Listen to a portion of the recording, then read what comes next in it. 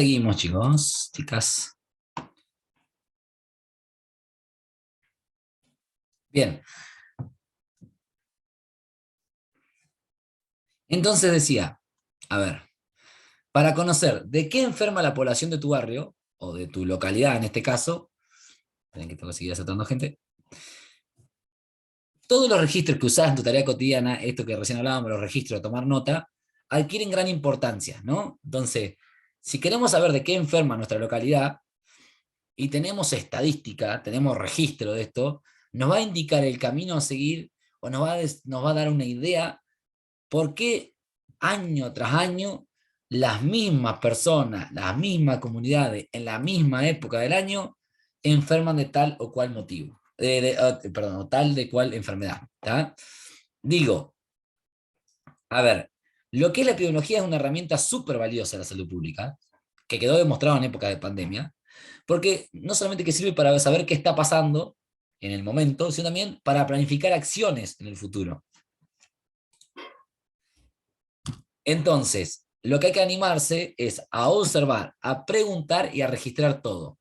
En este sentido hay que preguntar absolutamente todo, aunque a veces parezcamos un poco ignorantes, porque nosotros en materia de medicina, en lo estrictamente físico, no tenemos por qué saber, porque no es nuestra área, ¿no? No tenemos por qué saber con respecto a las enfermedades como es crónicas, no tenemos que saber con respecto a enfermedades infecciosas y demás. Pero eso sí podemos trabajar en equipo junto con los médicos de nuestro hospital, por ejemplo, o si te toca trabajar en el municipio, poder comunicarte con el hospital de tu localidad, por decirlo de alguna manera, y a partir de ahí entonces, digamos, poder empezar a aprender y a conocer las diferentes enfermedades, por qué se podrían producir, por qué no, cuáles son los factores que podrían aumentar o no la posibilidad de contagio de esa enfermedad. Bueno, y ahora vamos a empezar a ver toda esa cuestión. A ver acá, vamos a esta. A ver, como les decía en el encuentro presencial, la epidemiología es una ciencia relativamente joven. Algunos sitúan sus orígenes en Hipócrates, que el Hipócrates era un médico de la antigua Grecia, fue considerado es considerado hasta el día de hoy como el padre de la medicina, y otros ubican a los orígenes de la epidemiología en las civilizaciones orientales. Pero sí es cierto que dejando al lado de eso, que eso como que está muy ahí abstracto, no es certero, como disciplina, digamos, surge a mediados del siglo XIX, y no es casualidad que coincida con los cambios sociales y demográficos producidos por el aumento de la población en Europa y la concentración en las ciudades, ¿no? Que tenían que ver justamente con la revolución industrial. Esto es lo que hizo que al haber mucha más gente junta, básicamente, que se concentre todo en las ciudades, que se produzca la urbanización, es que se extienda un montón de enfermedades como el cólera, la peste, la enfermedad respiratoria y las enfermedades carenciales, y por ende, digamos, la oportunidad ahí aparece de empezar a estudiar mejor los fenómenos epidémicos. ¿A qué se llama enfermedades carenciales? A los trastornos producidos por la ausencia de sustancias específicas como las vitaminas, los minerales o los aminoácidos. ¿Qué es esto?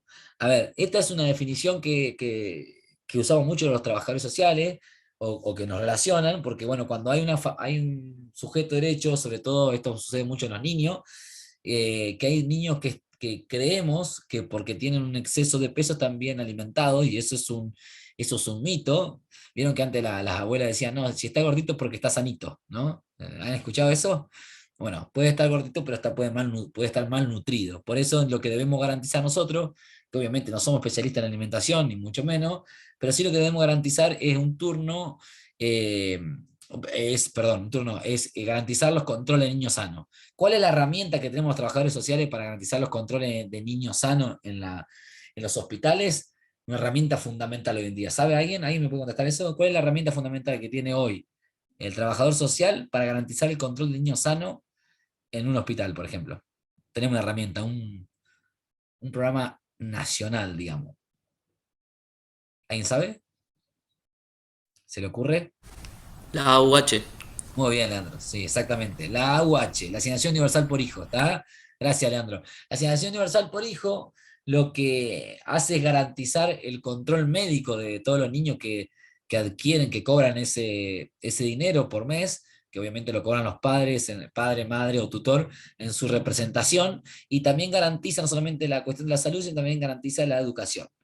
¿Por qué les digo esto? Si algún día tienen que trabajar en salud pública, por favor, no se olviden de controlar que sus médicos, o sea, que los médicos que pertenecen a esa institución y los enfermeros o los vacunadores cumplan con la AUH. ¿Qué es cumplir con la AUH? A mí me pasó hace un tiempo que veo en la administración que hay una pila así, no sé si les conté, pero que había una pila así de AUH que dejaban para que la doctora y el doctor completen ficticiamente, sin ver al niño, ¿no? Lo cual es primero es ilegal. Segundo, ni hablar que es súper antiético eso. Y tercero, y lo principal es que a veces hay muy pocas oportunidades para hacer esos controles de niños sanos. Y esas muy pocas oportunidades a veces una. ¿Y cuál es esa una? La asignación universal por hijo. ¿Por qué? Todos los meses cobran los padres la asignación universal por hijo, pero hay un momento que tienen que cobrar el famoso retroactivo. ¿Por qué? Porque todos los meses los padres cobran, padre, madre, tutor, pero cobran el 80% de esa asignación universal. El 20% restante se va acumulando, acumulando, acumulando, acumulando, y una vez al año se le paga ese retroactivo cuando se garantiza desde el hospital que tiene todas las vacunas colocadas del esquema eh, de vacunación obligatorio y que tiene todos los controles de niños sanos realizados. ¿Se entiende? Y que tiene a su vez ni hablar la cuestión educativa, que asiste y que no tiene inasistencia escolar. Entonces, traten de utilizar esa herramienta, traten no, utilícenla, esa herramienta, porque es una herramienta nuestra y que la verdad tenemos que hacernos bandera, porque la AUH, si hay algo que ya ha quedado demostrado en estos años que tiene implementación, es que ha mejorado la calidad de vida de los niños en cuanto a que se han prevenido un montón de enfermedades que sin esos controles a tiempo hubiesen sido de una gravedad importante, incluso, ¿por qué no?, hasta riesgo de muerte en algunas cuestiones, ¿no? Así que, nada, a ver, para ser bien tajante, en simples controles niño sano, así, en simples controles niño sano de AUH, se ha detectado cáncer infantil. Para hacerlo bien cortito y que se entienda. Entonces, detectar un cáncer infantil a tiempo no es lo mismo que detectarlo cuando ya es tardío y que ya no hay nada más que hacer. ¿Ok? ¿Eh? Estoy hablando de un caso extremo como para que se entienda, pero a veces detectamos cuestiones, por ejemplo, algo que se detecta mucho en las AUH es la cuestión visual. A medida que pasa el tiempo, estamos viendo eh, muchos niños que tienen problemas visuales. A ver, adivinen con qué puede llegar a tener relación eso. Que hoy los niños tienen problemas visuales. Muchísimo. Con el uso de la tecnología, Exacto, ¿o Juana. no? Con Exacto, la exacto. diabetes también. Exacto. También hay chicos con diabetes, eso también es verdad, es verdad. Por el tema del uso excesivo y el consumo excesivo de azúcares. ¿Eh? Muy bien también, está muy bien. Pero me refería específicamente a lo que decía Juana, el tema del uso excesivo, no moderado, para absolutamente nada, no controlado de las tecnologías. El mal uso de las tecnologías, ¿está? A medida que va a pasar el tiempo, han hablado, ya los científicos están diciendo que si hay algo que nos va a identificar a la globalización, a todo el mundo, es que vamos a empezar a todos a tener como ojos achinados, por así decirlo, ¿no? Ojos así, porque de tanto achicar los ojitos con respecto a la tecnología, dice que a medida que pasa el tiempo, que pase generación a generación a generaciones, digamos como que nuestra fisonomía del ser humano va a ir cambiando, propio, digamos, del uso excesivo de la tecnología, ¿ok? Como que todos nos vamos a empezar un poquito como a achinar, por decirlo así, burdamente. ¿Eh? Bien, entonces, se puede detectar ese simple control que con ir a un oftalmólogo y recetar los lentes correspondientes o el tratamiento que considere el doctor, llegamos a tiempo y evitamos algún problema aún mayor, ¿ok? Y así tantas cosas que se detectan. Ustedes no saben lo importante que son los controles de niños sanos, ustedes no saben. Y hablar como trabajador social de recalcar la importancia dentro del equipo de salud de esto, ¿no? Que no sea un control más burocrático de sí, te rellenan la planilla del AUH y ya está. No, que sea un control en serio, porque a veces es la única oportunidad que tenemos. Porque esa familia a veces no lo acerca nunca más a ese niño a un control sanitario, ¿ok? Es ahí, es ahora o nunca, como dicen los deportistas, es ahora o nunca. ¿Eh? Bien, entonces, seguimos un poquito más. Esperen 2 segundos.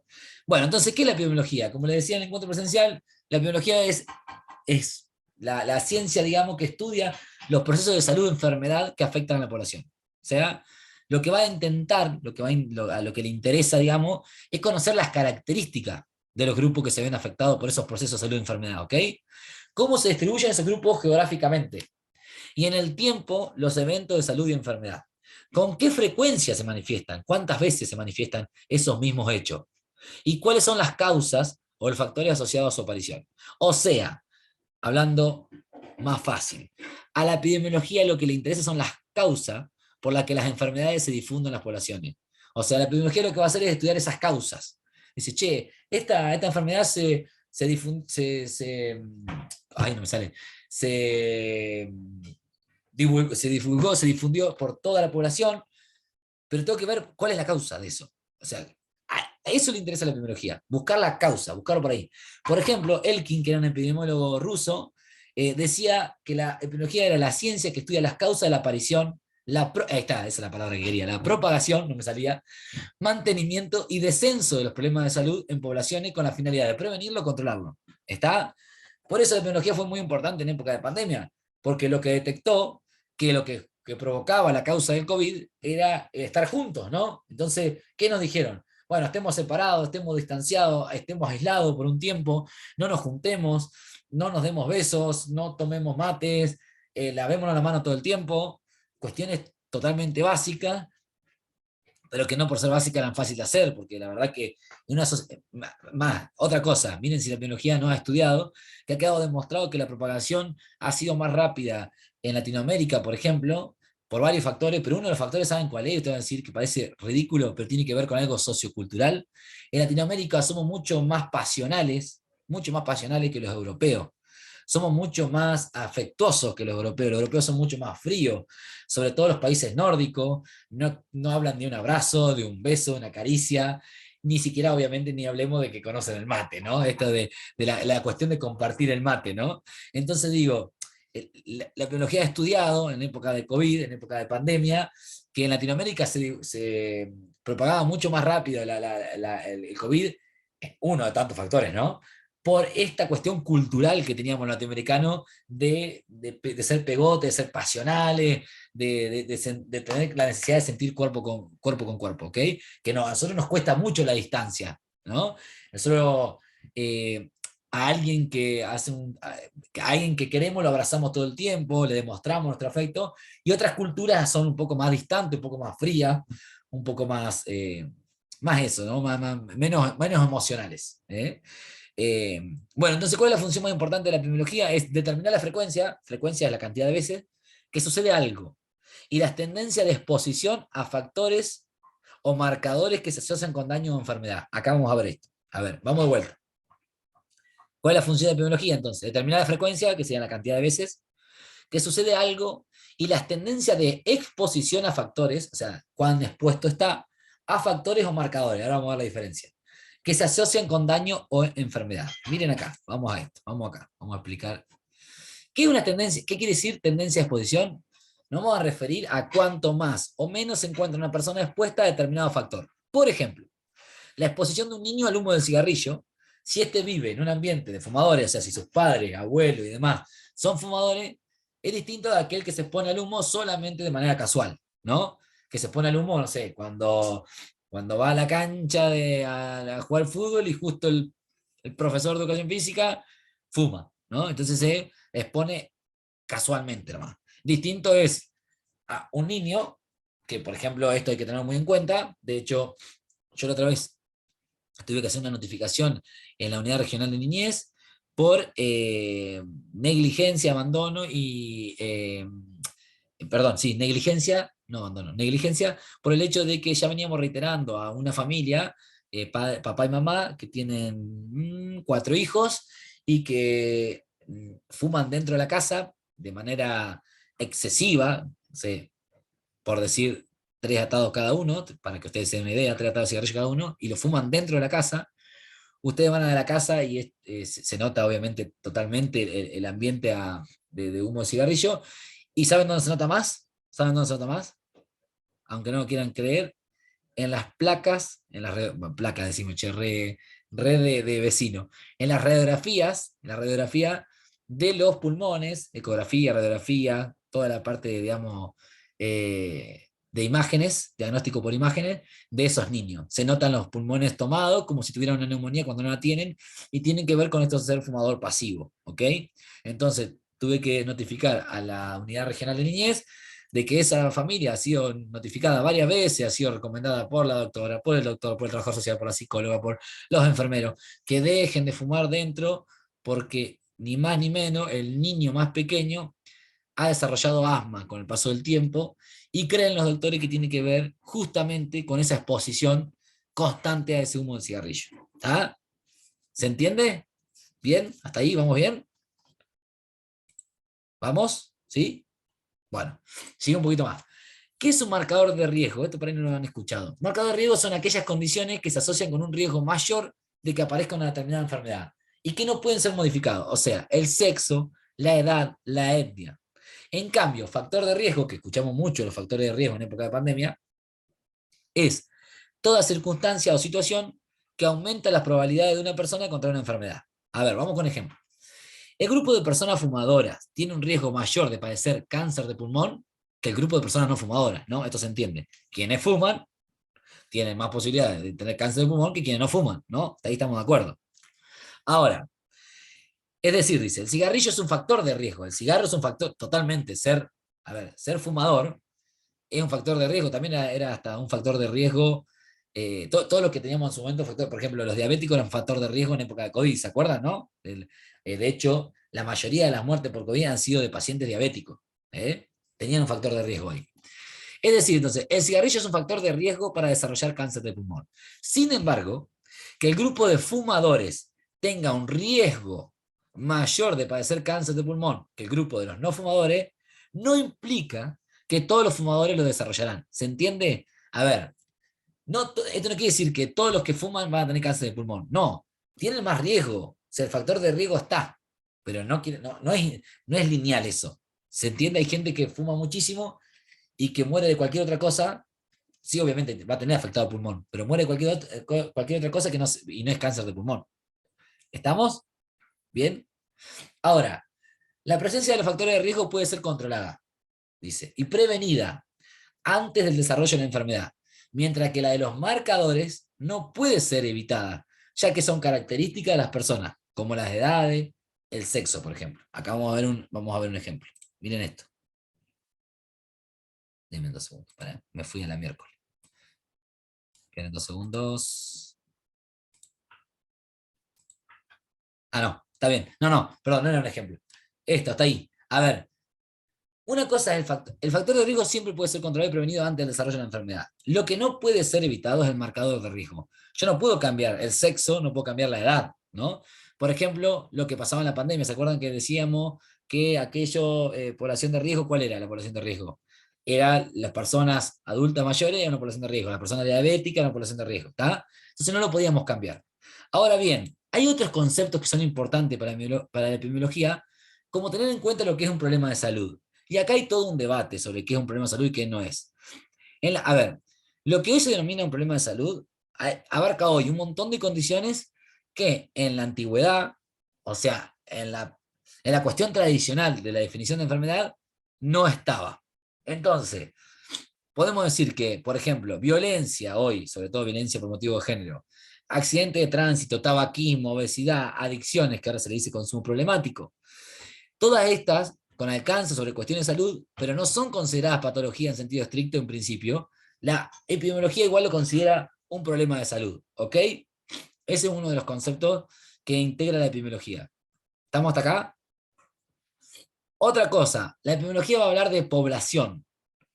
Va a hablar de población. ¿Qué es población? Es un conjunto de individuos que comparten características comunes. Mucha gente cree que es solamente la parte de poblaciones humanas. No, la epidemiología puede estudiar poblaciones de animales, plantas, genes, microorganismos, todo. ¿Tá? Cada una de estas poblaciones va a tener algunas particularidades comunes que se deben conocer para poder comprender los fenómenos que ocurren en esas poblaciones. ¿Tá? Así que tenemos dos conceptos importantes en epidemiología, que es como el problema de salud y la población. Y aquí donde va a aparecer lo que yo un poco les expliqué en el encuentro presencial, que es la triada epidemiológica. Hay que tener tres cosas en cuenta en epidemiología: la persona, el tiempo y el lugar. O sea, la persona es quién o quiénes se enfermaron. Bueno, se enfermaron en La Pampa, vamos a limitarlo más chiquito. Se enfermaron en Bernasconi de COVID eh, todos los trabajadores del hospital público. ¿En qué tiempo? Vamos abajo, ¿no? Acá, abajo de la pirámide. ¿Cuándo sucedió? Sucedió el 16 de septiembre de 2020 ante el primer contagio de una de las del personal. Lugar donde sucedió justamente en el hospital público donde se desarrollaba. Entonces, hay una triada epidemiológica y empezamos a ver. ¿Vieron en su momento cuando se hacía en el COVID que lo que se intentaba desde el hospital público, de salud pública, se intentaba lograr lo que era el aislamiento? ¿Se acuerdan? Todos acá hemos hecho aislamiento no sé cuántas veces. Yo he hecho 2, un poquito más corto porque los que éramos personal de salud, por ahí podemos salir antes a trabajar. Pero bueno, ¿por qué se hacía esto? ¿Por qué se hacía? ¿Cómo se aislaba? Se aislaba diciendo, hola, ¿cómo está? ¿Cómo te va? Bueno, vos sos COVID positivo, perfecto, listo. ¿Dónde estuviste? ¿Con quiénes estuviste? ¿Dónde estuviste? ¿Y cuándo fue? ¿Se acuerdan que hay que contar algunos días para atrás, unos días para adelante? ¿Se acuerdan todo eso? Parece re lejano. No es tan lejano. ¿Eh? Bueno, eso es la epidemiología. Es decir, bueno, ¿con quién estuviste? Y no, yo estuve con Matías en un asado. Ah, bien. ¿Y qué día? Y fue hace 2 días. Ah, si fue hace 2 días y vos tenés COVID, sí, si hace 48 horas, entonces está bien. Probablemente ya estabas contagiado cuando estuviste con Matías. ¿Se entiende? ¿Y dónde fue? Y fue hicieron un asado en el club. Ah, bien, bien, perfecto. ¿Y quiénes estaban ahí? ¿No? Esa triada epidemiológica es todo el tiempo, eso es lo que preguntábamos todos, todo el tiempo, valga la redundancia. En época de COVID preguntamos para poder hacer el famoso aislamiento preventivo obligatorio. ¿Está? ¿Se acuerdan? Que primero eran 14 días, después fueron 10, después fueron 7 y ahora nada.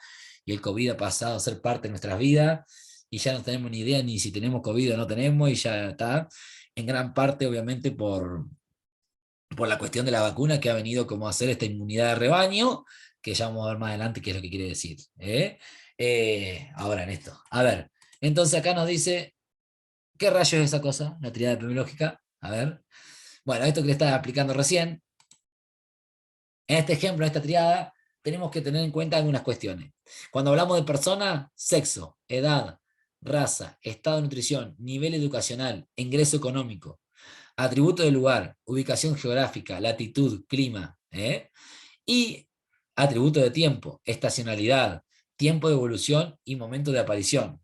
A ver, esta parte del tiempo, que por ahí cuesta un poco más entender, tiene que ver con, por ejemplo, esto que yo le decía con el tema del COVID, para dejarlo bien claro, esto de que, vos estuviste con Matías hace 2 días, bien, si estuviste hace 2 días y él ya dio positivo hoy, quiere decir que cuando estuvo con vos ya estaba contagiado, por lo cual vos también tenés que estar aislado, vos sos un contacto estrecho, ¿se acuerdan de esa palabra tan que te mataban cuando te llamaban, te decía, te aíslo porque sos contacto estrecho? Bueno, y que querías matar a alguno de tus amigos, que te daban tu parte. Bueno, acá lo que quiero dejar en claro también, yo después le voy a pasar este texto, tranqui, es un cuadernillo, se los voy a pasar para que lo puedan leer, acá está resumido, pero van a escuchar muchas veces en los hospitales hablar de peste, van a decir, la gente dice, uy, hoy tengo una peste, ¿cómo andás? Bien, pero ando con una peste bárbara, ¿no? Bueno, antiguamente, digamos, lo que se hablaba de peste, se hablaba, digamos, para describir cualquier tipo de enfermedad que hacía estrago en las comunidades, se le llamaba peste, digamos, eh, bueno, en aquella época lo que hacía, había poco conocimiento sobre las causas de las enfermedades, ¿no? Y sobre también, por ende, digamos, los daños en cuanto a número de poblaciones afectadas y muerte, eran un montón, porque si no sabíamos la causa de la enfermedad, ¿cómo íbamos a atacar esa causa? ¿No? No se conocía. Entonces, existía una gran influencia, digamos, de que todo se explicaba a través de las religiones. Por eso las enfermedades pestilentes, o sea, las enfermedades como la peste, se asociaban a causas ocultas, como por ejemplo de que llegó la peste a la antigua Grecia porque el dios tal se enojó, ¿no? Se vinculaba con el enojo de los dioses en ese momento. ¿Sí? ¿Habían escuchado esto alguna vez? ¿Sí? Por eso se hacían sacrificios.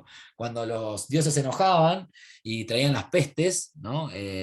Como la fiebre amarilla, como la peste negra, como varias cuestiones que anduvieron dando vuelta, tiene que ver con con que, bueno, se habían enojado los dioses, entonces como se enojaban los dioses había que hacer un sacrificio. Entonces, qué casualidad que buscaban para sacrificar a las personas del menor nivel social, como sigue pasando hoy hoy no se sacrifica en cuanto a vida, pero se sacrifica en cuanto a calidad de vida, ¿no?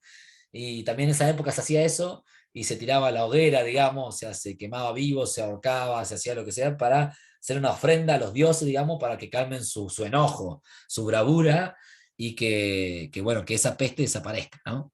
Eh, lo cual después no desaparecía porque no tenía que ver con el enojo de los dioses, ¿no? Bueno, van a ver que esa palabra, la palabra peste se sigue utilizando muchísimo, muchísimo en la actualidad. Van a ver, dicen, ando con una peste bárbara, es una de las cosas que más escuchan en los hospitales. ¿Eh?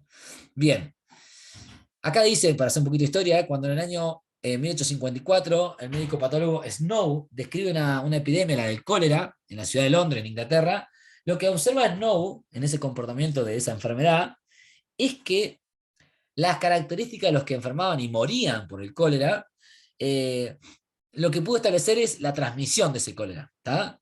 Y bueno, algunas reglas de ese momento, de 1854, miren de cuándo estamos hablando, quedaron hasta el día de hoy. ¿Qué observó Snow? Snow observó, un poco se los comenté en el encuentro presencial, que los excrementos de los enfermos de cólera, los excrementos, o sea, su materia fecal, se mezclaban con el agua que usaban para beber y para el consumo doméstico, ¿no? Entonces, su materia fecal iba al mismo lugar de donde se extraía el agua. ¿Eh? Esto que es de 1854 pasa en la actualidad. Hay un montón de localidades, no tanto en La Pampa, sí en el norte argentino, que tenemos, lamentablemente, por problemas de infraestructura pública, las napas de agua son contaminadas por la materia fecal. Sí, así como están escuchando en el 2022. ¿Tá? Miren si Snow no descubrió algo importante en 1854. Entonces, lo que él investigó, digamos, la diferencia entre las poblaciones que enfermaban y las que no enfermaban, ¿qué encontró Snow? Que los más afectados se proveían de agua de una bomba de una calle, o sea, de un lugar específico de una calle. Se empezó a estudiar, bueno, Pepito, Juanita y Matías se enfermaron. Qué casualidad que Pepito, Juanita y Matías van a esa bomba a sacar agua. Y Leandro, Lorena y Luján no se enfermaron, y qué casualidad que no se enfermaron y no fueron a sacar agua de ahí, sino que sacan agua de otra bomba. Bueno, ¿qué hizo entonces? No, dice, logró que las autoridades clausuraran esa bomba y así se pudo controlar la epidemia. De este modo, lo que produjo, ¿no? Digamos, es que pudo demostrar la eficacia de la intervención en la salud pública y esto se convierte como un antecedente de la epidemiología, por así decirlo. ¿Ok? Esto sigue pasando en la actualidad. Muchas veces hay que tener en cuenta el factor ambiental, el factor estructural, el factor edilicio, sobre todo con lo que tiene que ver con la cuestión de infraestructura, con las cuestiones del agua, que no le damos importancia y que el agua la verdad marca muchísimo. Estamos compuestos mayoritariamente por agua en nuestro cuerpo y no le damos la bolilla que se merece. ¿Tá? Bien, sigo un poquito más y ya los dejo hablar. Acá empiezan a ver un poco de historia. La teoría de la contagiosidad, esto de los contagios, ¿no? Vos me contagiaste, el famoso vos me contagiaste. Esto tiene que ver con las observaciones de Snow, ¿eh? Esto que veníamos hablaron. Digamos, la enfermedad se propaga mediante la existencia de una materia mórbida, ¿no? Después, hoy lo que claramente eso se llama vibrio cólera, no hace falta que lo sepan, pero bueno, sí es la existencia de una materia mórbida, digamos, que orientó el desarrollo de la epidemiología hacia la importancia de la observación sistemática de los fenómenos para comprender el desarrollo de los mismos, dice. O sea, lo que hizo la epidemiología es darle importancia a esa observación sistemática, a eso de observar todo el tiempo que hizo Snow, es decir, che, estos van a la bomba, por ende estos son los que se enferman, y estos que no van a la bomba no se enferman. ¿Qué está pasando? Bueno, clausuremos la bomba, ¿ok? Entonces, las técnicas y métodos que utiliza la epidemiología surgieron con la búsqueda, digamos, de una causa única que explicara la aparición de cada enfermedad. Se buscaba una causa única de cada enfermedad. Vamos a ver que eso no es así. Eso va un poquito de las manos, que después aparece la teoría de los miasmas, así se llama. La teoría de los miasmas tenía que ver con que habían aparecido enfermedades, digamos, a los miasmas que eran las emanaciones, las sustancias de los cuerpos muertos, digamos, esos cuerpos muertos que estaban, digamos, en descomposición, esos que generaban un desecho maloliente, digamos, en las casas, o también de las personas que no se higienizaban. Esto fue dominante en el siglo XIX, tal es así, digamos, que tiene que ver con un mayor desarrollo por las consecuencias de la revolución industrial. Había un montón de población, digamos, ocupando las ciudades, por lo cual se generaban grandes bolsones de basura, enormes basurales en las grandes ciudades. Y lo que esto, digamos, supuso, esto bueno, después empiezan a aparecer, digamos, todo lo que tiene que ver con los cementerios, entendiendo que, digamos, no solamente era una cuestión religiosa, esto de la sepultura, sino también tenía que ver con una cuestión totalmente higiénica, ¿no? No podía estar un cuerpo en descomposición, porque bueno, también generaba, digamos, diferentes enfermedades en los sujetos. Entonces ahí lo que plantea esta teoría, gracias a esta teoría, digamos, lo que se hace, las propuestas que surgen, es lo que hasta hoy tenemos: el sistema de cloaca, el abastecimiento de agua, el drenaje de las casas, la importancia de los caminos, digamos. Anteriormente, digamos, se le daba importancia hasta ese momento al el tratamiento cloacal, digamos, al tratamiento de nuestra materia fecal, digamos, ¿no? No se le daba la importancia. Después, cuando empezaban a ver que todos nuestros desechos, digamos, generan un montón y un sinfín de enfermedades, ahí se le empezó a dar, obviamente, un poco más de bolilla y empezaron a surgir, digamos, el sistema de cloacas y demás. Entonces acá no es casual, y miren esto que les traje como una anécdota. Hay un médico obstetra que se llama Semmelweis, que lo que observa es que hay un montón de casos de fiebre puerperal. En la sala de internación era superior, digamos, en una sala que en la sala vecina. Entonces dice, ¿cómo puede ser que tengamos fiebre puerperal en esta sala y en la sala de enfrente no haya? O sea, o haya mucho menos, ¿no? Entonces le quería buscar esa diferencia entre ambas y la pudo encontrar. En su sala, y no en la otra, digamos, ingresaban estudiantes de medicina que venían de la morgue. Iban a la morgue, tocaban los cadáveres y demás. ¿Y qué hacían? Le realizaban tacto a las internadas, a las embarazadas, digamos, ¿no? Después de venir de tocar a cadáveres, así como tocaban los cadáveres sin guante, o sea, venían y tocaban a las internadas. Y entonces arrastraban los restos cadavéricos, digamos, que causaban la enfermedad. Y que la arrastraban justamente el cuerpo de esa mujer embarazada. Y eso generaba luego la fiebre puerperal. ¿Tá? Esto, miren si no fue importante en esa época, que gracias a Semmelweis y su estudio, lo que se propuso fue nada más y nada menos que hoy una de las prácticas básicas de la profilaxis, que ¿cuál es? El lavado de manos. Hoy el lavado de manos es constante, bueno, algo que vino como reforzar también en la pandemia, ¿no? De lavate las manos y como corresponde, lavarse las manos como corresponde, ¿no? Y bueno, esto es, digamos, a través de lavarse las manos, pudo comprobarse en Uruguay que una vez que venían los chicos, digamos, los estudiantes de medicina venían y se lavaban las manos, se redujo notablemente esa cuestión de la fiebre puerperal eh, en esa época. Entonces, desde el punto de vista de la epidemiología, lo que hizo Semmelweis es utilizar el modo intuitivo del método epidemiológico, que es, a ver, es así. Primero, describió las poblaciones de la sala. O sea, eso habla de una epidemiología descriptiva. Ya lo vamos a ver en el encuentro presencial a esto. O sea, él lo que hizo es describir las poblaciones de la sala. Por un lado, tengo estudiantes de medicina que van a la morgue y que vienen para acá. Y del otro lado, tengo médicos nomás. Luego analizó qué factores las diferenciaban. La epidemiología analítica, justamente esto que estoy hablando, ¿no? Mientras unos tocan cadáveres, los otros, nada, se dedican solamente a atender partos. Y posteriormente lo que propuso acciones que ajustó a través de las evaluaciones.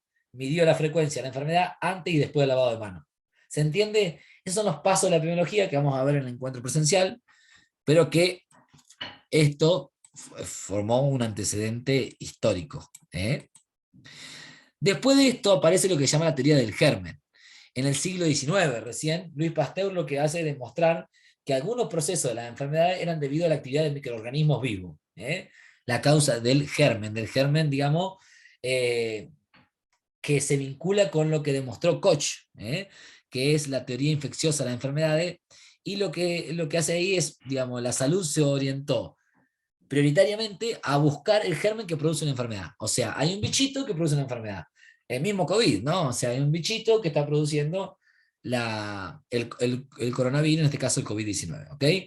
Entonces, ahí, ¿qué se logra con esta teoría del germen? Justamente la implementación de cuidados de la salud sobre todo el uso de antibióticos y ni hablar de las vacunas. Tal fue el impacto que hubo en el siglo XIX con esta teoría de que había un germen que venía a producir una enfermedad, o sea, que un germen se instalaba en un agente como nosotros y causaba una enfermedad, que se adjudicó, digamos, la producción de la enfermedad a una única causa. Entonces esto dio lugar, digamos, a lo que se llama una teoría unicausal de la enfermedad. ¿Tá? Vamos a ver que años después resulta insuficiente para explicar, digamos, la aparición de las enfermedades. Hoy sabemos ya que no es solamente el germen lo que produce la enfermedad, no solamente lo físico, lo biológico, sino que también tiene que ver con lo psicológico, o sea, la salud mental y lo social. No solamente el germen lo que produce la enfermedad. ¿Ok? Estamos viendo un poquito de historia. Bien, entonces dice, los avances en la prevención de esa enfermedad de infecto contagiosa permitieron, entre otras cosas, que aumente la esperanza de vida de la población. ¿Por qué? Porque había un montón de vacunas, esto hizo que aumente la esperanza de vida, y esto vino acompañada, digamos, con un aumento de la frecuencia de enfermedades no infecto contagiosas, no esas enfermedades que se contagiaban. Entonces, lo que nos referimos, digamos, nos referimos a las enfermedades crónicas degenerativas como el cáncer, la enfermedad cardiovascular, o sea, los paros cardíacos, las enfermedades reumáticas. Estas nuevas enfermedades generaron la aparición de modelos de abordaje que buscan explicar la relación que tienen con otros factores a los que están expuestas las personas. ¿Se entiende esto? A ver, acá empieza a aparecer de que no podía ser solamente lo físico, porque acá tenía que ver con otras cuestiones. Las enfermedades reumáticas aparecen también por, digamos, por el trabajo forzoso de la población en ese momento, y que generaron problemas de reuma en las manos, artrosis y demás. ¿Tá?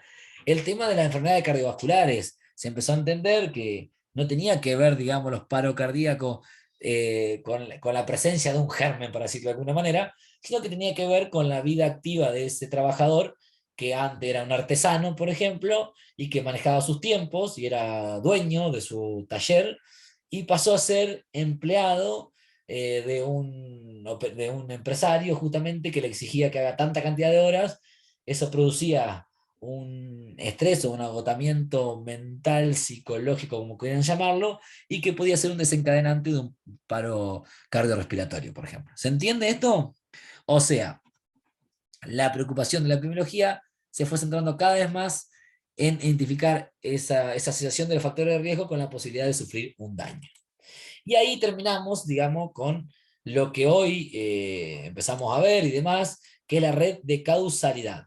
Ya estamos hablando de que no hay una única causa. Ya con Brian McMahon, en 1970 se formaliza esta red de causalidad, y lo que se propone justamente es que esa relación entre las condiciones que participan en el proceso de salud y enfermedad, digamos, son complejas, y que, digamos, es una unidad bastante complicada de conocer, ¿no? Y en esa red de causalidad hay varias causas, es multicausal, y no es unicausal como proponía la teoría del germen, por ejemplo, ¿no? Entonces, con todo esto que hablamos hoy, digamos, para poder entender, estoy todavía, ¿no?